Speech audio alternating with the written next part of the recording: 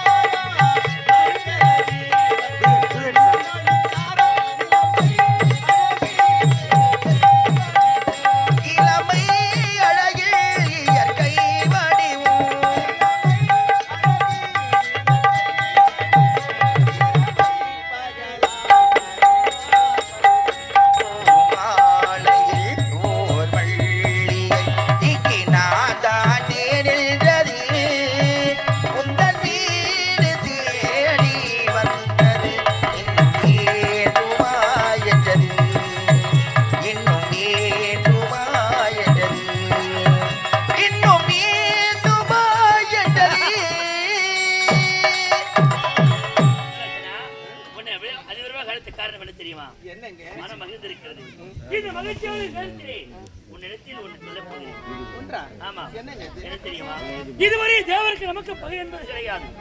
இதனால் வரையில் சிறப்போடு ஆட்சி செய்து வருகிறேன். இந்த நிகழ்வு கோட்டையில் இதுவரை குறை என்பது கிடையாது. ஆனால் இப்போது தேவர்கள் எண்ணி நகையாளுகிறார்களாம். ஆகையால் அன்னை சக்தி மாதாளை வேண்டி வரம் பெற போக போகிறேன்.